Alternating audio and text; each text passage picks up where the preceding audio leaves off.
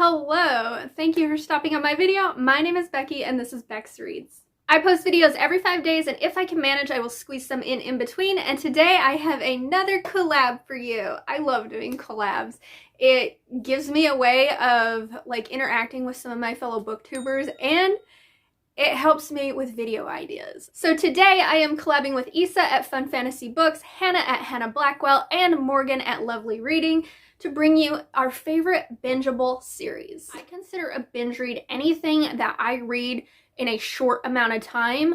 We're talking like within a week's time frame here. That could be different for everybody, but these are the books that once the entire series or duology set was out, I binge read them within a week.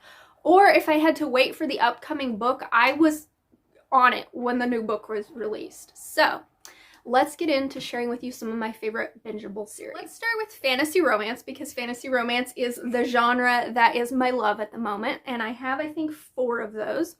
So first up is, it's supposed to be a series right now. It is only a duology. I am waiting for this author to put out the 3rd book in this series because I freaking love these books. I went through them so quickly. And that is the Wildflower and Evertree's duology so far, starting with Queen of the Wild. This is an indie fantasy romance series that I found just stumbling across Kindle Unlimited one day. And I got sucked into this world. She is a bit of a thicker story, but this is about Zenobia, who is an elf queen. And when her territory is in trouble, she reaches out to her neighboring kingdom's territory for help from their king. And she grew up with the king of that territory, so she knows him. But when she goes to his kingdom for help, she ends up running into the king's best friend, who happens to be his guard. And she had a crush on him when she was a younger girl, and this is the first time that they're coming into each other's contact again. And chemistry, immediate chemistry. So this has the princess and the bodyguard trope. It sort of has friends to lovers because these two did know each other when they were younger. They were friendly with one another, but he is about 10 years older than her, so there is an age gap. He is also a virgin hero where she is not. So he has taken like this vow of celibacy so that he can focus solely on protecting his king, and he doesn't want any distractions when Zenobia comes into the picture, and he just can't help himself. So in this first book, there isn't too heavy of a plot in this book until about the end of it. The plot picks up more in book 2. I would say this book is smuttier than book 2. This also feels a lot like ACOTAR. So if you like ACOTAR, you might like this. Just beware that the 3rd book is not out yet. And I don't know when it's gonna be out. But I did notice some similarities between this and ACOTAR, but I think this just went a little darker in the scope where it correlated with ACOTAR a little bit. So this does have some warnings for sexual assault and rape in it as well toward the end, so beware of that. But I binge read books 1 and 2 back to back. The next series that I binge read, and it is my favorite series, and if you have been here on my channel, you know what I'm going to say, and that is the Wraith King series by Grace Draven. So when I started this book, I really didn't know much about it. People had said it was a friends to lovers, which is my favorite trope, so I imagined that I was going to like this. And I did. I fucking loved it. This is the story of Brishan and Ildiko, 2 people who find each other not attractive at all. But they are put into an arranged marriage for alliances within their kingdom. Brishan is a Kai warrior. He's got gray skin, glowing eyes, claws, and Ildiko is a human. So they are put into this arranged marriage, and they think that they're just going to be friends and make the best of it. But through journeying to his kingdom, through talking, communicating, getting to know one another, their attraction grows. This book is much more character focused. I think the plot really picks up in book 2. And the 3rd book follows side characters within this series. I gave all 3 of the main books in this series 6 stars. I loved them. I love the relationship within these couples. They're very mature. It's very low angst. It's very slow burn though. The next fantasy romance is going to be a popular one, and that's going to be ACOTAR. So I put off reading ACOTAR for the longest time because I knew it had fae in it, and I'm not a big fae girly. I hated fae for the longest time because every time I pictured fae, I pictured like Tinkerbell, and I just couldn't see how that would be sexy. So I was just like, no, I can't do fae. But everybody was just hyping this book up, and then I saw fan art for it, and I'm like, wow, those fairies are pretty hot. Now I want to read this story. So I picked up book 1. I wasn't super impressed with it, but then I picked up book 2, and I got hooked. I got sucked into this story, and I binge read all of them, including A Court of Silver Flames, like one after the other. I took like a whole week, and I didn't do shit with my life except for read this series. I am slowly coming around to liking Tamlin a lot more the more that I read this story. I mean, he's still not my favorite, but I don't hate him as much as everybody else seems to hate him. So, if you haven't read this and you've been iffy about it, just try it. Just try it. It's addictive, okay? It's addictive. The next fantasy romance series that I just binged is the Plated Prisoner series by Raven Kennedy. I was really iffy about this one too because people had said that it was a very slow-paced book. It was kind of boring. It took them a long time to get into it, and there wasn't much steam in it until like the second book. So I picked this up and I was shocked because this book was fast-paced for me. I got sucked into this world and these characters. Even though there's not a lot of steam, I didn't mind that.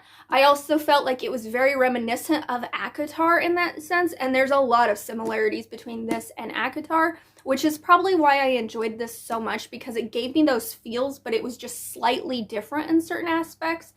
There were things about it that I saw ahead of time going into it, and then there were things about it that I was shocked at. I just could not put down for the life of me. I have one other fantasy romance series that I binge read, and it's a young adult fantasy. Well, it's young adult, but I think it's for like older teens in the young adult range. And that is the Serpent and Dove series by Shelby Mahurin. I know some people do not like this series. They find it very repetitive, things like that, but I was hooked with this series. I did listen to them on audio, and I think that's why I was so enthralled with this series, is because I loved the audio narrations. It is about a witch named Lou and a witch hunter, or a chasseur, named Reed. He is trying to hunt down these witches when he is caught into a compromising position with Lou, who he doesn't know is a witch, and they are forced into an arranged marriage. And he doesn't know, because he's fucking blind as shit, that his wife is a witch. So it is their stories. It is very much enemies to lovers, and I loved their tension. I loved their moments. I loved the end where he finally admitted his feelings for his wife. I loved it. Book 2 is very much a journey trope. Not much happens in book 2, but that is one of my favorite tropes, and that is why I loved it, because I loved these characters. I loved the journey trope. I love seeing the expanse of this world, and I actually preferred book 2 to book 3. People will say that book 2 is a middle book syndrome, and for a lot of people, I can see why that would be. But book 3, even though I enjoyed it, it had the amnesia trope in it, and that's not one of my favorite things, because I feel like with amnesia tropes, you're pretty much just having to rehash the same story so that the character gets caught up to remembering, and I don't love that. So I actually enjoyed book 2 a lot more than book 3, and I binge read these. As soon as 1 came out, I was on it. The next series that I absolutely binge read is the Mindfuck series by St. Abbey. So this is a series that I knew very little about. I knew that it was a serial killer and an FBI agent romance, and that's what I knew, pretty much. I thought that this was going to be spicier than it was, because people had said it was a dark romance, the people I had listened to. This is not romance. This is a straight up thriller with romantic subplot. But I got hooked into this. The first book sucked me in. I was there for her revenge story of this woman who is going around and she is whacking everybody who did her and her family wrong in this a very corrupt small town. And I got them read in less than a week. And I will say that this is a darker series, and one that I would consider probably just my level of dark. Like, anything past this level of dark, I probably can't handle, because some of the aspects of this series were hard for me and I could not handle. So, because I'm such a flowery little delicate soul, and I can't deal with the dark stuff, okay? I can't. The next series that I binge read is a sci-fi romance series, and that is The Prime Mating Agency by Regina Abel. So my friend Kim and I, we started reading this series because we just thought this cover was ridiculous. We thought the idea of a lizard man romance was freaking ridiculous. We went into it for fun and just to make fun of it. We ended up loving this. I freaking loved this. This is such a sweet romance. And the way that these characters interact with each other, so sweet. There's plot in these, which we were not expecting such a decent plot from these books, and they just hit. They were great. I love the character development. Some of them have slower burn than others. They all have arranged marriage between human women and different alien creatures, and they're so lovable. All these creatures are just so lovable. I would marry any of these creatures, quite honestly, except for maybe one. There was one I wasn't too fond of, but I read all of these books. I am up to date on them, and I can't wait for Regine to put out the next book in this series. The next series that I binge read is a mafia romance, and that is the Perfect Imperfection series. I can't remember the title of the series, but it's by Neva Altej. So the first one, Painted Scars, I read because of Ava at Ava's Romance Books. She said it had disability reps. She really loved the romance in it, so I thought I would give the first one a try. And after I finished the first one, I just binge read all the books that there were because I really enjoyed this mafia romance series. I do love the mafia men, the touch her and you die kind. And the last series I have to share with you that I binge read is one of my favorite young adult fantasy series, and that is the Market of Monsters series by Rebecca Schaeffer. So I didn't know, once again, what I was getting into with this book. I listened to the first 2 books on audio, and I really loved the audio narration, and then I read the 3rd book physically. So this is about a young woman named Nita, whose mother hunts like creatures on the black market, and she sells their body parts because in this world there are creatures like vampires, werewolves, unicorns, things like that, and certain aspects of their body can be used for other reasons.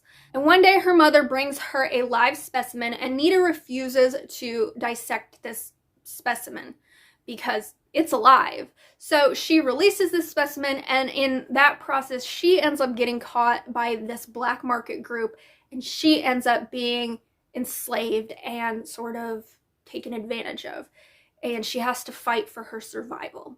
Darker YA series, a very gruesome series. There are some scenes that are described in here that I was like, oh god.